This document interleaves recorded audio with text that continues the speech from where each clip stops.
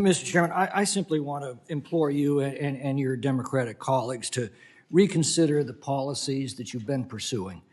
On the one hand, you want to mandate not only electric cars, but industrial scale backup batteries for wind and solar farms, all in the name of saving the planet.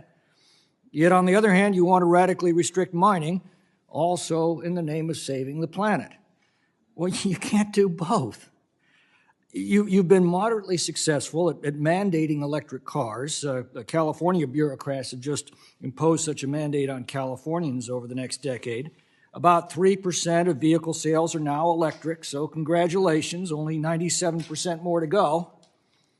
And we don't need to get into a discussion today about where you think the electricity for your electric cars is going to come from. About 80% of our electricity still comes from the very fossil fuels that you're waging war against, and you're creating devastating shortages by doing that. We'll save that for another day.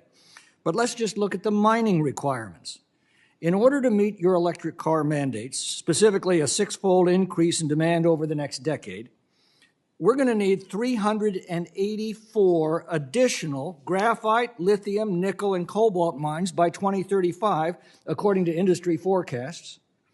Expensive recycling mandates will only reduce this number to 336 new mines that we're going to need.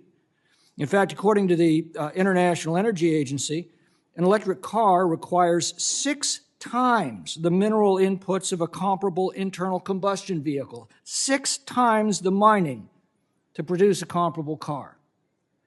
And of course, copper is a critical component in this technology, and copper is what you're trying to shut down in the matter before us today.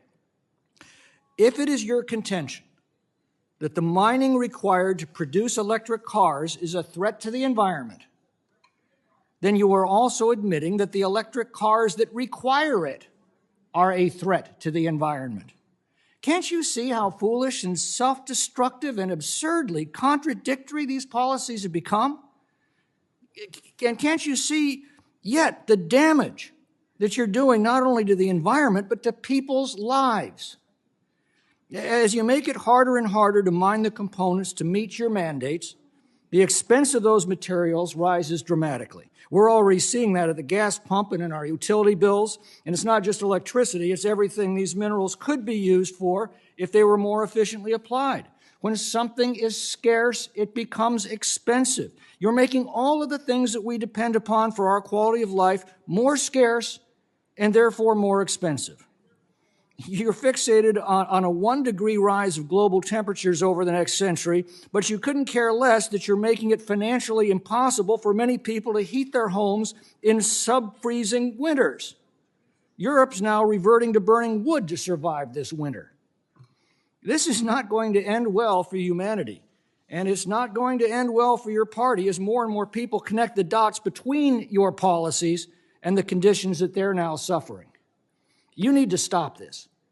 The resolution before us will at least shed some light on the inexplicably absurd decision that your administration made to unilaterally thwart a bipartisan legislative act and to impede one of the most important copper mines in America.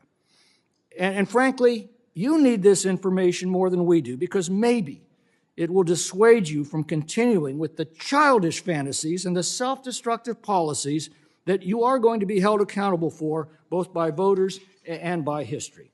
I yield back.